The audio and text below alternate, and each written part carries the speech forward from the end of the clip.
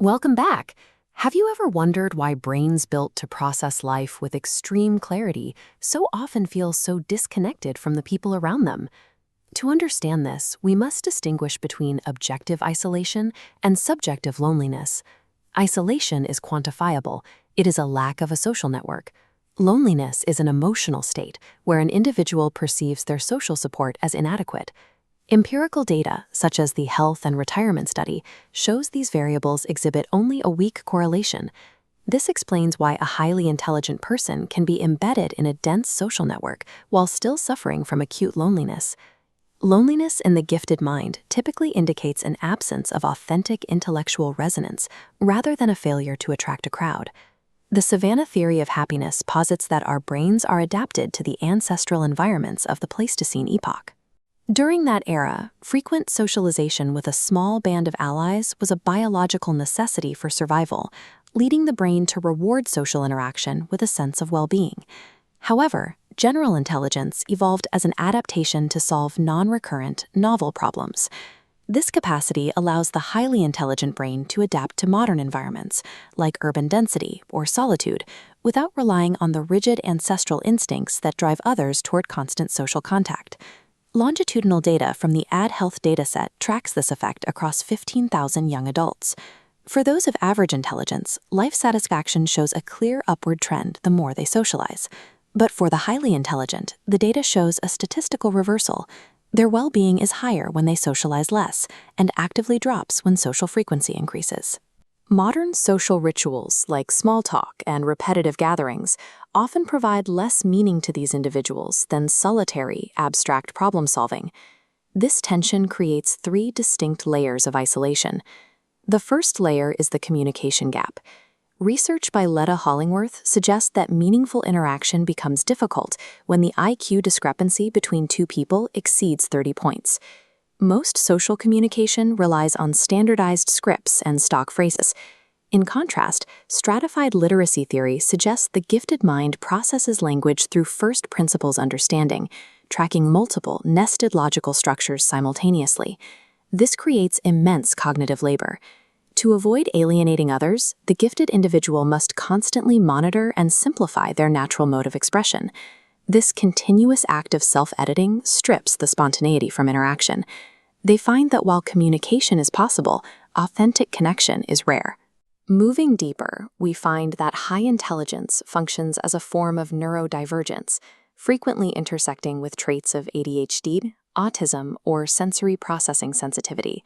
Psychiatrist Kazimierz Dabrowski identified 5 domains of overexcitabilities, heightened physiological responses driven by increased neuronal sensitivity in the central nervous system. These OEs cause the gifted individual to process sensory and emotional data at a much higher volume than the average population.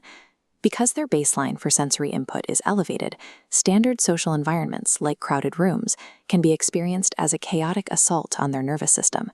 In this context, solitude serves as a necessary mechanism for neurological self-regulation. This extreme physiological sensitivity can make standard human interaction feel like an endurance test, naturally driving the individual further inward. The final layer is the ontological burden. The same pattern recognition that allows for high achievement also predisposes these individuals to chronic existential depression. This often stems from internal asynchrony. An 8-year-old may possess the cognitive reasoning to grasp cosmic insignificance or mortality, yet lack the emotional maturity to process the resulting dread. James Webb noted that gifted children can begin grappling with these paralyzing questions as early as the first grade. When they attempt to share these concerns or offer systemic solutions to blur dismissive platitudes from their peers, this teaches them that their authentic concerns are viewed by the mainstream as pretentious or baffling, leading them to withdraw rather than participate in what feels like a shared delusion of superficiality. To survive, many gifted adults adopt masking, the chronic, largely subconscious process of suppressing their vocabulary and mirroring the emotional baseline of the room to avoid social rejection. While masking allows for social survival, it contributes to identity confusion, severe burnout, and a sense of quiet loneliness, where the individual is accepted by society only for a redacted version of themselves. This isolation carries physiological risks. Perceived social isolation activates the HPA axis, resulting in elevated morning cortisol and systemic inflammation. Data from the Rush Memory and Aging Project shows a 10% increase in loneliness correlates with a 9% higher risk of cognitive impairment. This creates a bidirectional loop, where loneliness accelerates decline, eventually stripping away the processing speed required to maintain the mask. The result is a tragic cycle, where the exact cognitive machinery that allows for deep perception is eroded by the physiological stress of the isolation it precipitates. Breaking this cycle requires treating giftedness as a vulnerable form of neurodivergence, rather than a simple guarantee of success. For the gifted individual, this means abandoning the pursuit of chronological normalcy and accepting their asynchronous nature. Effective resolution focuses on the aggressive, targeted pursuit of rare intellectual peers who share the same depth and processing speed. Thank you for watching. If this research resonated with you, please subscribe and share your experiences in the comments below. True connection for the highly intelligent requires bypassing evolutionary habits to forge bonds built entirely on genuine, shared depth.